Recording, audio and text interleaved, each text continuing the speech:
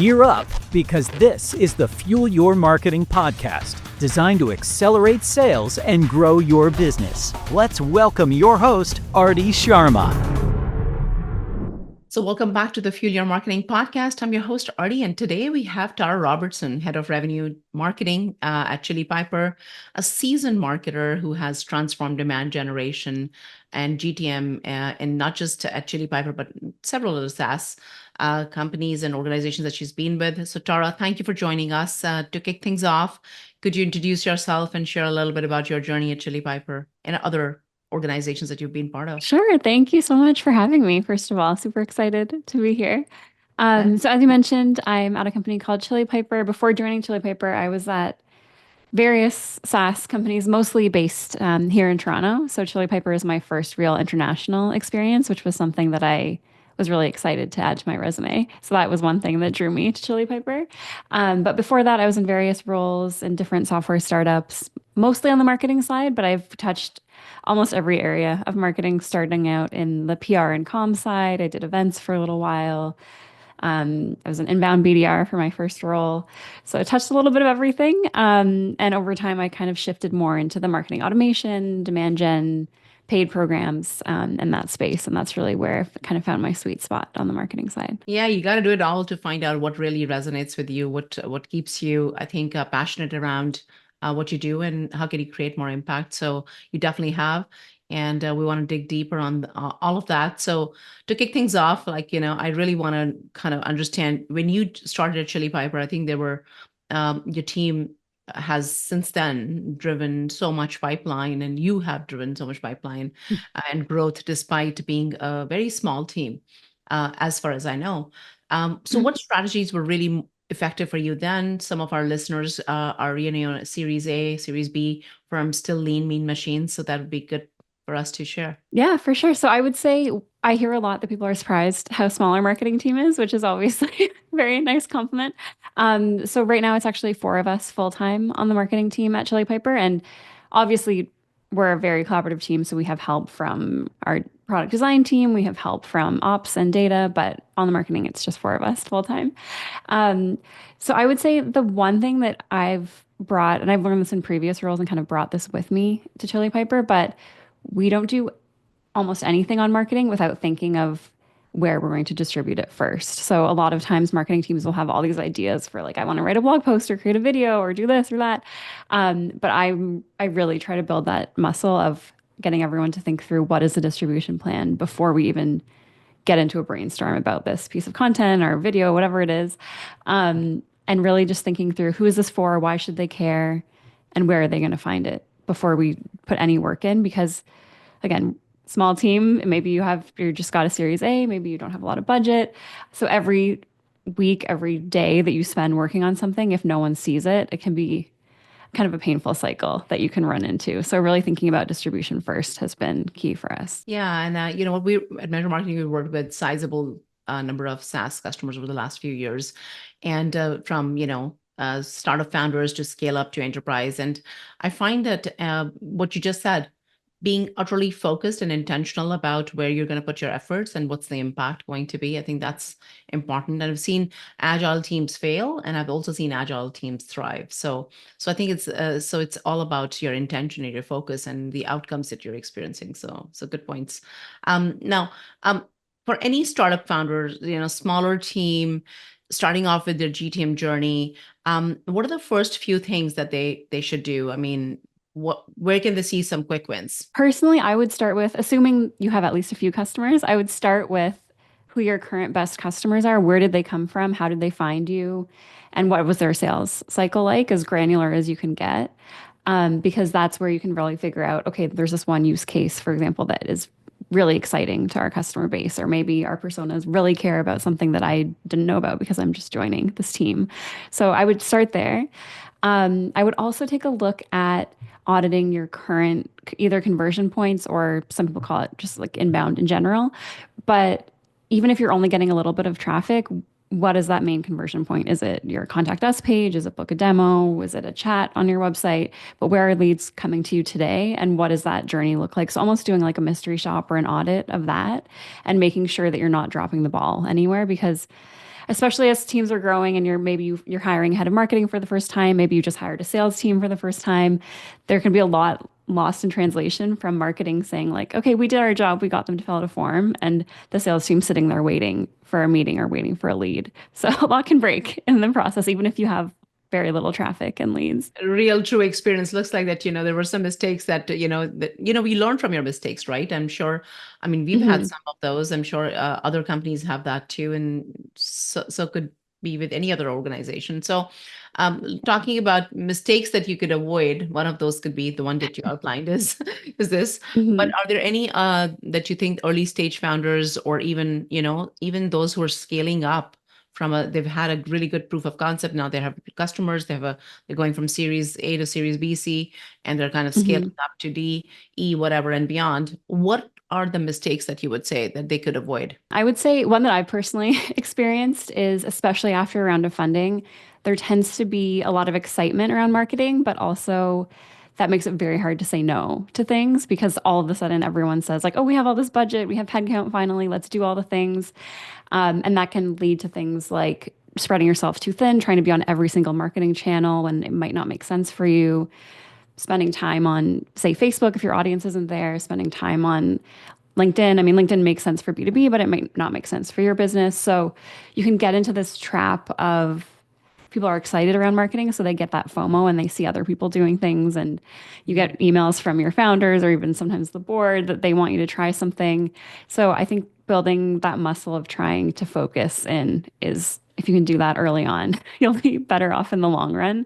And that's one thing I've learned here at Chili Piper is we do a great job, especially organically on LinkedIn and growing our presence, but we don't try to do that everywhere. And that's for a reason because we know it takes time, it takes resources, and we just want to really nail that channel for now, and then we can scale elsewhere. It's such a great point. I mean, because, a lot of companies are spending a lot of time on refining their ICP. But I think once they've Hmm. defined it, then they do never go back and look at that and say, as we've grown, and our product has evolved, has anything new come up on the surface? Like, defining those ICPs, it should be like not one and done kind of a practice. I think it should be something that should be done consistently, but also to the point where which channels are you investing? A lot of marketing dollars, and there's a lot of leakage, a lot of wasted spend just because you were so excited about all the budget that's available, and all of a sudden now Hmm. you're like firing on all cylinders. So have you had any experience where there is a lot of misalignment between sales and marketing? I'm sure. Do you think, Hmm. because in our experience as an agency, we think that, founders who were, let's say, series A, series B, the faster they could align their sales and marketing teams, there was a lot more merit to what they were going to do and how they were spending their budgets, and what kind of returns were they getting on all of their spend. um, I'm curious if you have had similar priorities, and is there anything that resonates specifically with Chili Piper? Yeah, I've definitely worked on teams that didn't have the best sales and marketing alignment. I think almost every marketer has. But one specific example that comes to mind is in a past role, we rolled out live chat on our website, and the marketing team was super excited about it. We love new tools. So we rolled it out. We were jazzed to have a new source of leads. But I found out a few weeks later that our sales team actually hated it. They were having a really bad experience because they were the ones that actually had to essentially Hmm. man the chat and deal with all those people that came in. Um, and because I didn't have a super close relationship with the sales leader at that company, it just took longer than it should have to get that feedback over to the marketing team. And what was happening was a lot of people were coming to the site looking for support. So it was existing customers, and they were ending up chatting with a sales rep, and we didn't have the best flow. We tried, but we didn't have the best flow to push them to a support rep versus sales. So our Mhm. sales reps were spending half their day fielding support requests, which they weren't the best Didn't have person to. to be doing that. And also, they weren't hitting their targets if they're spending time doing that. So the sales leaders weren't super happy with the rollout of that. And I think that was something that I've learned is when we roll out something, especially across the website, we didn't really do a small test. We just kind of got excited and went live and didn't do too much sales enablement. So having someone own that sales enablement piece when you're rolling out a new initiative like that, that directly impacts sales and directly impacts, I mean, for sales especially, it impacts their paycheck if they're not hitting their targets, right? So making sure that you keep that in mind. I remember my days when I was, in a similar position back in corporate. I would say it's better to have a lunch and learn than to have launch and learn. I love that. I'm So, going to steal that. That's so it's great. better to have, yeah, you just bring everybody in the room and just, let them know what's going on and what's the new thing that you're rolling out. Hmm. Because many a times, this is where I'm talking back in the day. I'm not going to age myself, but historically, sales and marketing were never best friends back in the day, right? Now there's a lot more talk around alignment, a lot more talk about, Hmm. CROs, CMOs are talking to each other. They're talking about all the initiatives each of their teams are doing and how they're getting involved. So I think that's a big portion of, how do you kind of focus on a demand generation that's very intentional, but also very collaborative and aligned? I'm going to switch gears on the budget side of it and the board side of it. You started off with that. We were having some side conversations. Talk to me a little bit about when you have all these requests that you said, you're bringing your CEO sending you some different requests, your board is telling you, do this. I've heard this on a different board. This other company that I sit on is doing all of this X, Y, and Z. How do you manage all of that expectation while staying focused on and any tips and advice for other leaders out there, other marketers out there who have to be in this situation to manage their CMO, so CEO sometimes? And I can speak to it because I am one of those CEOs probably. How could a CEO do a better job is what I'd like to know. Yeah, that's a And, great question. I think it's something that I'm still struggling with because I am definitely a people pleaser. So I want to just say yes and do it. That's a lot of the time what I want to do. But I've realized over time that you're just setting yourself up to fail and you're going to end up disappointing someone if you say yes all the Mhm. time.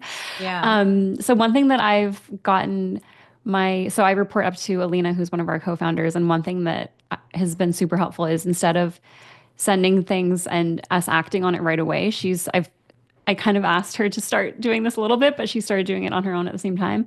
Um, is she'll just say kind of like, I just thought this was cool and wanted to share, no action, or kind of a similar flag when you're sending an email instead of saying like, go do this thing. It's more of just like, I saw this on LinkedIn. I thought it was cool. That's it. Like, not expecting you to jump on it. Don't drop anything to do this. I just wanted you to see that this is out there. So it's a little bit of managing up in that case where you can say, like, hey, these requests are stressing out the team. Can you let me know? Is this Yeah. a real request or is this just, Those I thought this was cool? So, those FYIs could be more, mhm, I think there could be more context to it. So we use something right. which I learned a long time ago from one of my mentors, and maybe I would like to share with you as well at some point if you need it. Every time Hmm. there's a new project that comes in or any of that email that, how do you manage that expectation for the team so the team is not overwhelmed?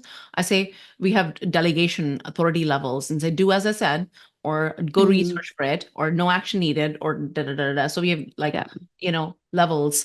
And that is the same with each project. So that, do I want to get involved? Do I just want to leave it with you and just, you run with it, you just update me, those kind of things. Hmm. So yeah, you're right. It's hard. And I understand that because sometimes as founders, I get excited about new ideas and we're kind of, many founders are idea creators. And that's why they have a company. So, That's yeah. right. They're idea creators, right? And then sometimes they're very good with product and then they still have a company, right? They're very Mhm. product driven. So they're idea creators and majority of the times they don't know how to take that idea to the finish line. And that's why they need the team, right? So so Mhm. so that's a good point. Managing those expectations, being honest, have that open communication. Looks like that you've done a very good job of that. Now we've talked about smaller teams, we've talked about this in terms of how do you navigate the top and top top expectations of from people coming from the top down, but how do you manage expectations from people on your team? Sometimes you could be in that position where you have this Mhm. great idea and you want to execute on, and you probably want your team's buy-in. Have you had any Mhm. times when you had to navigate and kind of, tippy toe around your team members? I mean, no, that's not a good spot to be in anyways, but any advice for those who are building a new team and how do you kind of bring alignment there? Yeah, it's tough in marketing because I think we always want to be timely. You don't want things get stale so quickly in marketing. At least that's how it feels as a marketer that, oh, this happened last week. It's already too late. We have to move right now this second. But I think it's not always true. We just put that pressure on ourselves that things Mm. won't be as fresh and timely if we wait until next week to do something. So I try to give myself a little grace in that area where it doesn't have to be immediate Yeah. all the time. But the other thing that I'm constantly trying to do for the team is pushing back at kind of, again, this is more managing up, but to not overload our marketing calendar because we know things will come up that are timely that we want to squeeze in there. So if you have space in the calendar, so we use Asana, but there's a ton of project management tools you can use. And that way I can show at a glance, here's like all the webinars, here's all the blog posts, here's all the big content pieces that the team is working on for, we try to do a quarter at a time. It doesn't always get that detailed, but at least a month at a time. And we purposely leave some weeks lighter so that we can squeeze in things as they come up because we know they will. So kind of leaving yourself that wiggle room can Yeah, help. I have a really good team who manages me as well. And what they do is we have a similar project, like we use ClickUp, and we have this entire board of what's going on, what's coming through the gates, and we try and do the 90-day sprints, but it never happens. I'm the one who's behind. I take I take ownership, right? So what I really find useful is when, and my team manages me, how they do it is when I say something new, the new initiative outside of the scope of those 1 month, 30 days, 60 varieties, they say, so what are we dropping? Should we reprioritize this one, or take it off the chart? And I'm like, no, I want that too. And they're like, oh no, this is not happening. So you can make up your mind which one do you want. So I think sometimes that comes with time, right?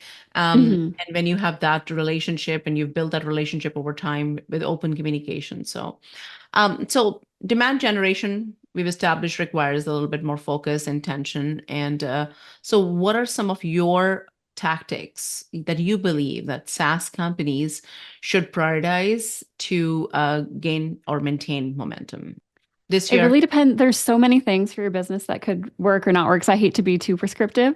But I think one that really stands out for me this year specifically is it seems like there's a big shift back to that kind of POV content. So people don't necessarily care to see a list of your features anymore because, especially with AI and there's so many new tools, it's almost like the features don't matter as much as what is your point of view on the future of your product? Where is your product going to be next year or 2 years from now?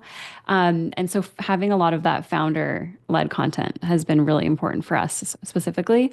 And not every founder wants to be as public as ours, so we're pretty lucky in that way.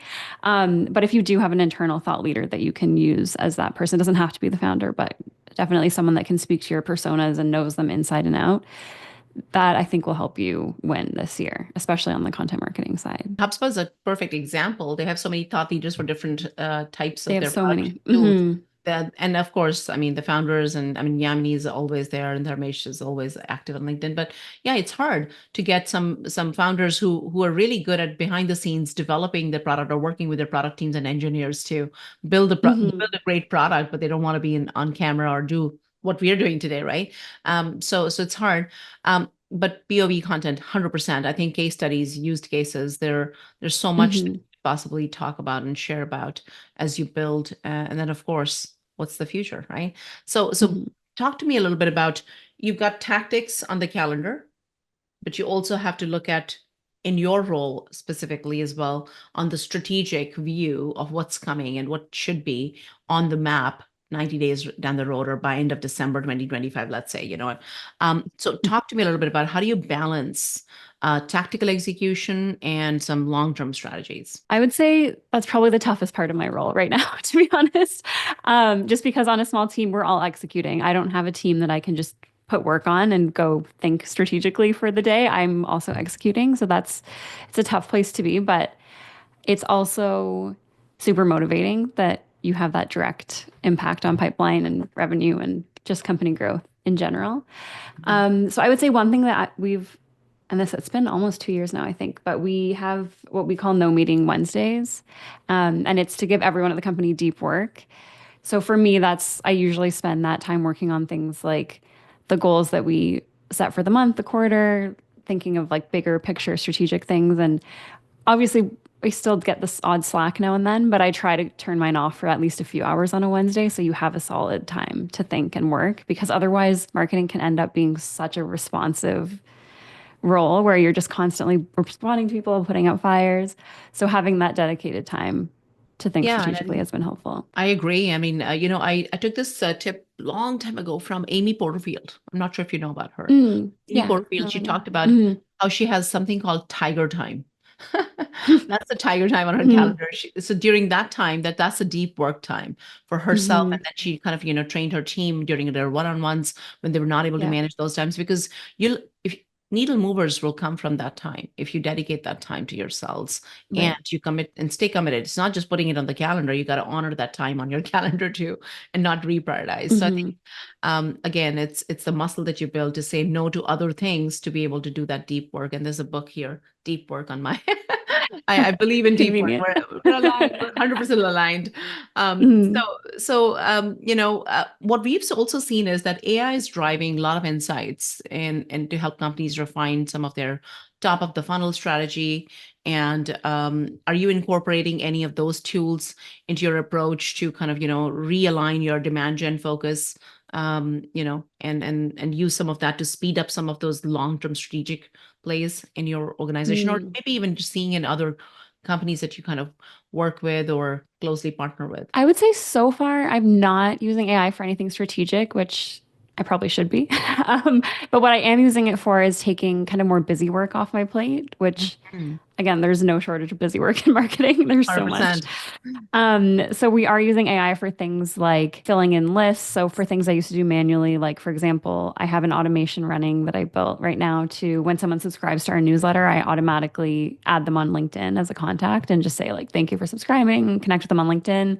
And that way we're building obviously not just Chili Piper's following, but my own personal one. I've done similar automations with our co-founder Alina's accounts. So we can test that out versus just Yeah. subscribe to a newsletter and then it's just kind of like a nameless, faceless email that you're going to get. Of So I course. use AI to fill in some of those workflows. And then Hmm. we also use AI for things like analyzing some data. So I haven't used it for anything super strategic-y, but more for analyzing like, hey, we have a list of, for example, if you get any form fills that are just open text fields, AI can be super helpful to analyze those and bucket them for you so that you're not doing that manual bucketing because I used to do that weekly for some of our form fields. So Well, taking some that, of that work off our plate. yeah. And I think that's amazing because now you could focus then re-engage your time in certain other things Mhm. that could probably be more strategic. So I think AI is still driving that not in a straight up fashion. It's Not in just, a direct way. Yeah. yeah, it's not in a direct way. So there's a lot of talk around profitable, efficient growth, sustainability, right? Mhm. Sustainable growth. Growth at all costs is out of the window. And over the last 12 months, we've all seen it. Lots of conversations are happening around it. What's the role that you touched upon data, right? Talk to Mhm. me a little bit about the role of data in providing that value in these tighter conditions. One thing that we rolled out last year was just tighter account-based approaches. So we started actually on the outbound side of the business. And we just found that our outbound meetings, we just weren't getting the quality that we used to. We were booking meetings with smaller accounts. We wanted to go more up market. So we used a couple different tools to really hone in on what our account-based list should look like.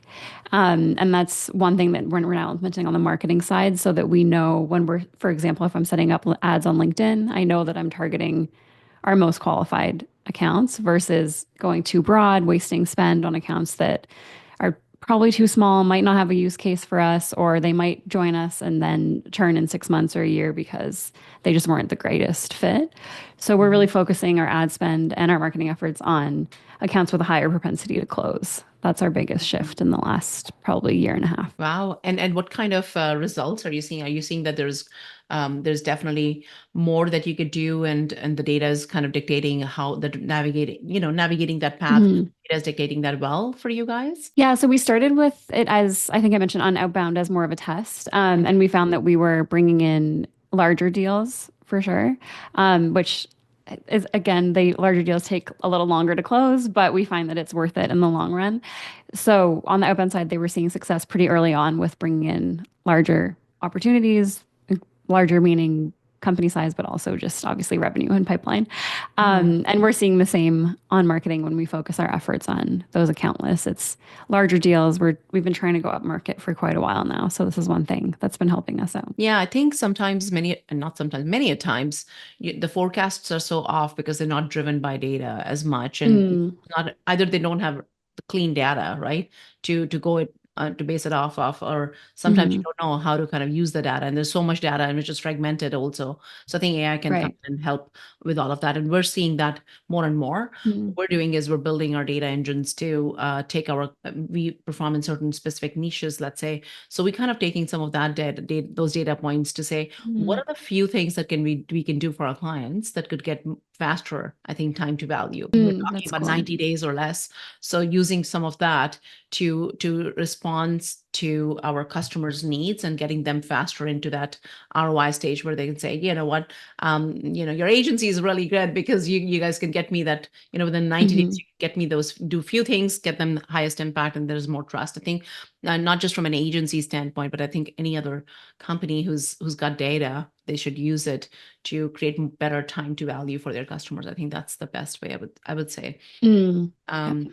So you talked about the performance side of things, your role in paid media and growth from that standpoint. We're talking about growth at all costs, and those budgets have been slashed as well. Mhm. So talk to me a little bit about your LTV to CAC ratios. I mean, not your specific numbers. Where should companies be? The legacy, I'd say, traditional paid media campaigns are not working as they used to, but Mm. we're still talking about LTV to CAC ratios. And are they guiding you guys and making some adjustments there?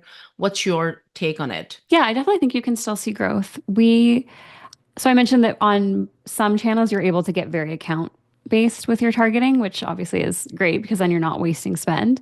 Some other channels, like search, for example, you can't quite get as targeted. So a lot of marketers that I'm talking to are just really cutting back on some of those channels that are more broad. We're doing more things like investing. We obviously still run paid search, but we're shifting some of that spend over to things like retargeting so that we know we're reaching people that we have account lists. They've already been to our website, they're familiar with us, and we want to really get them to convert versus just very broad keywords that could be a little bit outside of our niche. So we're getting more focused on the paid search side of spend. Mhm. We're also, where we can, applying account-based approaches in kind of creative ways outside of just account lists. So one thing we did last year is we sponsored a new event for us for the first time. And obviously, again, ROI is always super important, especially in-person Wow. events. It can really add up. So we wanted to make the most of it. So we did some research on who was speaking, sponsoring that event, and we found some of our target accounts were in those lists. So we knew they would be there. And we actually our designer Maria made some really cute wanted posters for me where we essentially mocked up some of our target prospects. We put cute little cowboy hats on them, and then we printed those off and put them around the event venue with an incentive to say like, hey, please come bring this guy by our booth and you'll both get a prize. And we ended up generating over 100K in pipeline at that event just from Wow. this small activation that was honestly very last minute. And we probably could have been more organized with it. But we really wanted to make the most of that event. We were sending a few sales reps and paying for the booth and all that jazz, which I think I know about this event. Were we both talking about this event some time ago? Maybe. this one was Mopsapalooza. So Ah, it's a smaller scale than some other ones that we participate in. So we wanted to try something creative for that. yeah, I've seen your team become so super creative at Pavilions conference. When you guys were giving Mm. the award, and I was like, wow, what a Yeah. great idea. Was that So when Alina had her boys with her shirts? Yeah. that's right. That was That that was was so all much fun. Alina. That was, yeah, oh my gosh. And I'm like, Yeah. wow. And you know what? Normalizing for women leaders to be able to bring their children to conferences, I think Mm. we need more of that. We need more of that to say there is this. I always say there's only harmony. I'm not sure what the balance part of it, because there's only has to be harmony in what you do. There's one life, and work is, Mhm. interjecting some of that in your life. So it's Right. not your life, at least shouldn't be. It is part of your life. So I think creating that interjection and being and normalizing it, I think kudos to her. And I think I'm really excited to see what the future for such initiatives would also hold. While we're talking about Mhm. market and marketing data and everything are under the sun for growth, tighter constraints. We're talking about tighter constraints. You have to be creative. You got Mhm. still, you got to, again, as you said, find your channel, optimize it, and continue to be at it. Now, do you also think that there is there is need for us to kind of, or maybe I should ask you this question. What's your playbook for lean growth? I mean, we've addressed it in a few different ways, become creative, become agile, focused on few things. How do you bring all of this together? Is there a specific playbook that you would have, or you're still building one? I'm sure it continues to evolve. So talk to me anything that you would want to say about it. Sure. Yeah, I feel like as soon as I write it down, it changes. So I would say I don't have a set playbook for Ah, growth. But one thing that I have always kept in mind, and that you'll notice this if you run any paid ads, especially on social channels, is anytime they have a new ad format, try to be one of the first people to run it because they always tend to perform super well when a new ad format is launched and then it kind of plateaus after a while, the performance. So, especially because we are so focused on LinkedIn, it's giving me a chance to really try out every single ad format, play around with new ones like thought leadership ads. We were really early on to try those out. And yeah, those first couple weeks are always amazing. So, jump on that as soon as you can, but know that it won't last forever. So you need to always be looking for what is the next format, next channel that you can try. yeah. Kind of have a list of those tests to go in your back pocket. You know what I've experienced, and I could be wrong, I'm not on growth, but I've heard my growth director talk a lot about, in his meetings, and I'm kind of sitting in, how the founder-led video ads, when you are running those ads and those posts and turn them into ads, they have such a huge response rate. And there's kind of, Mm. he's got a workflow around it. But have you experienced any of that? And is in video ads turned into maybe the video posts or videos from founders just turned into posts and they have some impact on pipeline faster or better? We used to see really great results with video organically on LinkedIn, from both our co-founders' accounts, even from mine, from our company page. But lately, for whatever reason, I haven't seen much great performance out of video. On the paid side, it can be better. We haven't actually tested a thought leader ad with a video. We haven't done that combination. So that could be what he was speaking about on the growth side. But organically, video, I feel like it's one of those things that as soon as everyone starts doing it, their performance all of a sudden Yeah, plateaus. always, That's because now always how it everyone's goes. yeah, and I think that's how all Yeah. these channels are making money. Just give you the bait and they keep involving you, engaging you with newer plat And then you have to try the new. Yeah. Yeah, yes, of course. So sustainable growth in SaaS, right? I mean, given your Mhm. experience, what do you recommend SaaS companies focus on to achieve more sustainable growth in this year? And in the Mhm. current market, the environment has shifted so much. Yeah, it's always so hard to know what will work in the long run because things, like as we were saying, things shift so much. Um, but I would again say don't try to be everywhere. That is not sustainable. If a new channel crops up and you feel like you have to be all over it, then you're dropping something else. So really focus on what are your key, whether it's pipeline, meetings booked, whatever your metric is that you're measuring as a marketing team, really hone in on what is driving those sources and then start layering on new tests and new programs. But I would really avoid trying to be everywhere. That's my number one piece of Yeah, advice for especially marketing. if you're a lean, mean team and you want to stay agile and successful. You Hmm. talked a lot about the founder-led brand and the POV content. Hmm. I always say that brand creates demand. I mean, maybe I've heard it somewhere, so that's why I own it now. Brand Hmm. creates demand. Brand is especially in today's market. We talked a little bit about the interjection of demand generation, brand building. How much time and effort should companies and marketing teams spend to effectively balance both in the GTM, scenario? I always have such a hard time with this brand versus demand concept because to me, everything is brand. Everything that marketing does is brand. And not everybody likes that, but I think that's just the truth. Any interaction with your brand, your company is brand marketing. Um, so I think it's important to keep in mind that, at least from my perspective, you can't have a strong, solid demand gen engine without a solid brand. You have to build one first. Um, I personally, and I always bring this up when people want to launch new campaigns and get demo requests right away. I've never booked a demo or filled out a form for a brand based on that first ad without knowing anything about them. It doesn't matter how great your copy is. I've never done that, not once. And I get Mhm. a lot of outbound emails. I get a lot of targeted ads and mails in my LinkedIn. But I'm always thinking back to, like, how do I know this brand? Where have I seen them before? What have my interactions been with them? So Mhm. I really, it's to me, it's a flywheel. It's not one or the other. You really need to have. And you got to keep I think making shifts, changing optimization, and based on the data and what your audience is telling you. So, talking about, shifts, trends, I know that, you have your short-term strategies, your long-term strategies. What are some of the shifts you are getting prepared for as there's so much, everyone's talking about AI and AI avatars and, Yeah. how is your platform or any of that you're doing internally is going to align with the talk trends that are happening. Mm. So specific trends, are you preparing for any of that? Yeah, so I think there's still so many unknowns on the AI side. On the product side, we're doing some very cool explorations around AI and how we can help our customers. First of all, surfacing insights. So things like, hey, how come my meetings booked this week is less than last week, and asking those types of questions and answering that with AI. So that'll be very cool to roll out those insights.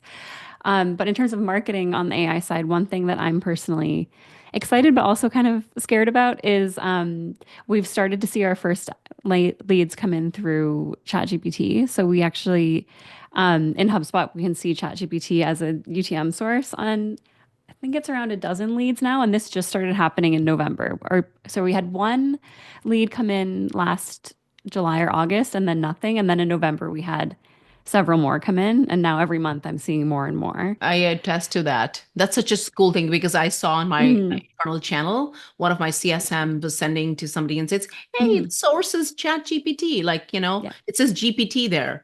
I'm like, wow, this is amazing.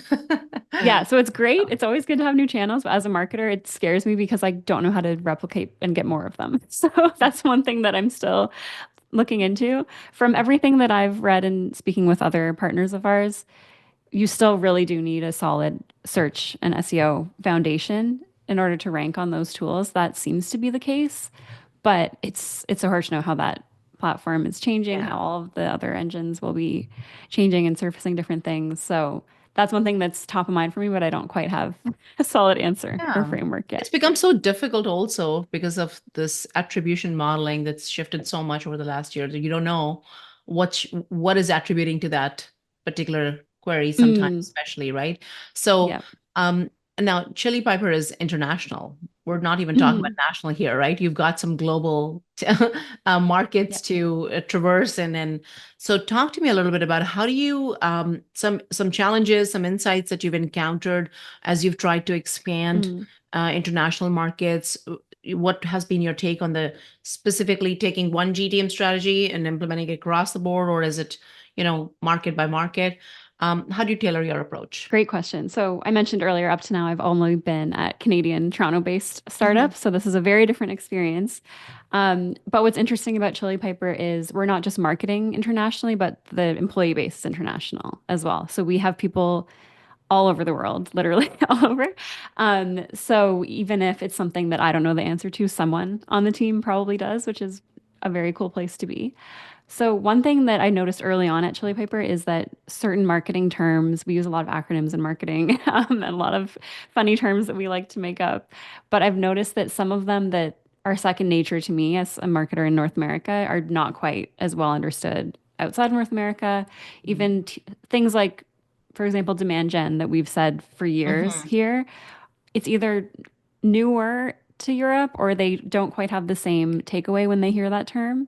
So that's one thing that's been interesting is there's so many terms we use here that we assume everyone What do they knows. use in Europe? Demand gen is now a term Yeah. there, but a few years Okay. ago it Okay, wasn't because quite a thing. yeah, Yeah. I was speaking to another founder whose marketing team actually out of UK just recently. They were using demand gen. I'm like, okay.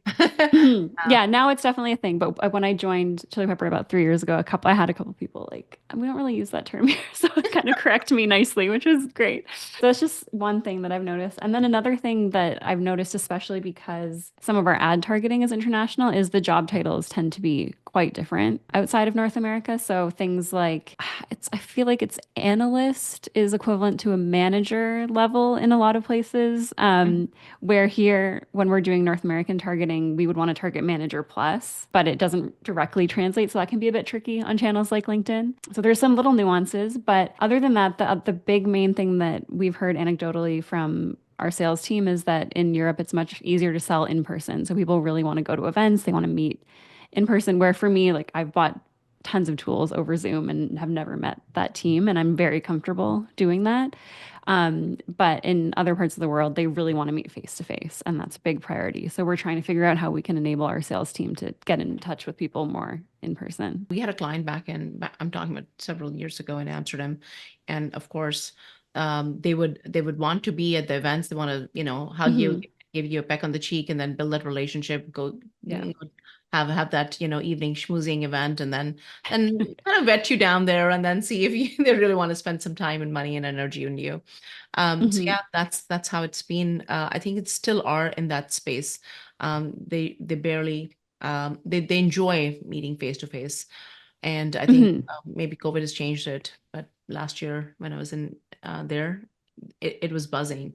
Like our events were buzzing here in the States and Canada as well. But I think UK was very different for me. It was really a different energy altogether. Building a revenue-driven culture. Now that you have this new title, new role, I know you've been in this role for some time, and now you're just got formally the title of Head of Revenue Marketing. What's your advice for marketing leaders looking to build a truly revenue-driven culture that integrates both customer experience, data? How do you create that revenue-first team mindset? Yeah, I would say the first thing you can do is measuring your marketing efforts as far down the funnel as you can. And this will really depend on how your Salesforce is structured, how your data is structured. But if you can set marketing targets that are not just grow our LinkedIn followers or website traffic, but go a few levels deeper. So for us, we measure a metric, we call it QHM, but it's qualified held meetings. And that's the main metric that we share back to the company. So people don't, I mean, we have our weekly syncs where we talk about how things are going at a kind of really micro level. But at the higher level, we only report back to the company pipeline, close one revenue, and QHM. So it's really, and sorry, I should define QHM. So that's people that book a demo and actually show up to that demo meeting with the sales rep and are qualified. So we're not tracking how many form fills did we get, how many people clicked on a link in an email, but people that actually did come to that meeting. Great. It just, exactly. And that helps connect us to things like what our sales targets are, how are they doing, how can we work better with them to get more meetings on their calendars, how can we get larger deals in front of them.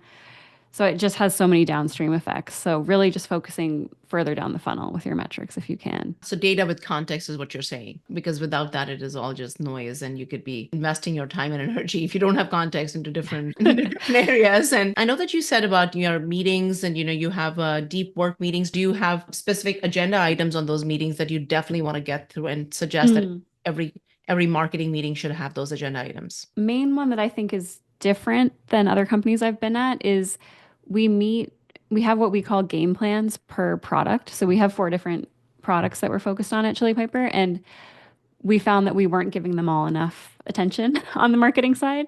So now we have a biweekly meeting for each game plan. So for example, next Monday, I have one on our chat product. What that's interesting about that one is we actually have, so myself as the marketing lead for that product, we have Maria, who is our SDR leader, so our outbound sales leader, so she can update on how things are going on the sales side. And then we also have both our co-founders. They don't always join depending on schedules, but both are invited to that one. And then we also have the product manager for chat, which is that's a very different setup than other marketing team meetings I've had. So we obviously do have a marketing team meeting, but these game plan meetings by product is pretty unique to Chili Piper, I think. And it's really interesting to be able to have that FaceTime with not just the founders, not just the sales leaders, but also the product leader on that. So she can hear things directly from me of like, this isn't resonating for whatever reason on our ads, or I can share like, oh, we just got this great testimonial. We did a webinar yesterday, and in the chat, people were talking about how excited they were about this new product, and I can share that right with her. So having that connection with product is a newer angle that we're trying, and it's been really interesting to get those insights and kind of that back and forth every couple of weeks. So one thing is for sure that those game plan meetings are now public, and I'm going to take those to my team as well and build that in, bake that in. And I think you're right. Breaking down silos. We talk about breaking down silos from product to marketing to sales. I think if you don't have these meetings and product is not invited to these meetings, how would you kind of become that great company that you're destined to be, right? So I think that's right. Exactly. So awesome that you guys are doing that. And I want to really just take one more last question before I turn this on, wrap this up. We've been here. Thank you very much again. But partnerships, it'd be such a waste if we don't talk about partnerships and co-marketing plays. And what is your especially under these economic pressured times, what's your take on role of partnerships and how do they kind of play a big growth lever in any organization? Yeah, partnerships are huge for us. So I'm glad you brought this up. So we look at partnerships. We have two different partnership teams. We have channel partnerships. So that's essentially agency partners and resellers. So that's people who help recommend us when, say, they're helping someone with things like a Salesforce migration or they're bringing them onto a new CRM. And then we'll come up in that conversation and they'll happily recommend us. And that's great. And then we also have product partnerships, which is essentially other products that integrate with us. So that's tools that other marketers are using, like Gong, ReachDesk, all the direct mail platforms we integrate with, and pretty much anything that touches your MarTech stack will integrate with that. And those are both huge for us on the marketing side as well. So one way that we're able to do so many in-person events, especially I mentioned that we're trying to do more internationally in Europe, getting in front of customers and prospects. But one way that we're able to do that and stay within our budget and stay positive ROI is we never host events alone. We always invite partners. We split costs with them. So when we're hosting, say at Inbound, we did a party. We split the cost with 5 other partners. When we host a dinner at 6 Cents Breakthrough, we're hosting that with partners. So that helps in so many ways, not just cost wise, but also we're getting the right people in the room. So it's a great use of everyone's time because we're all inviting customers. We're saying, hey, I see you're connected with this prospect of mine. Can you please invite them? And kind of piggybacking on each other there. And I think you're championing each other's product as well in these conversations and these, it just happens so naturally. So yeah, it's so organic and and then I think those are the best partnerships because you're actually trying to add value for everybody in the room from every stakeholder standpoint. So for those who are starting out to explore marketing as a career, any advice? Or those trying to work for startups? Ooh, I would say it's a really fun time, at least from my perspective, to get into marketing because I think more than ever, people are sharing what's actually working for them and what's not super publicly. When I first got into marketing, no one was talking about flops or fails or things that didn't work. Everyone was so polished and professional, especially on channels like LinkedIn. You wouldn't see anyone sharing things that did not work.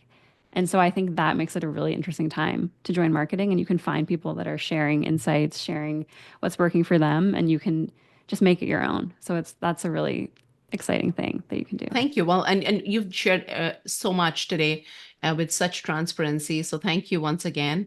And I do want to add that, Tara, you have built a personal brand. And of course, you're inspiring and motivating others, within the space and those who are starting to kind of take marketing as a career. So thank you once again. As someone who's built the brand, personal brand from the ground up, do you agree that you can unlock connections and you can become as authentic as you can today and use that to build your influence? I definitely think I struggled with this early on in my career because I felt like, who wants to hear from me? I don't know what I'm doing. I'm just figuring things out. But the more experience you get and the more you work with seasoned marketing leaders, you realize everyone's just figuring things out and everyone wants to learn from everyone.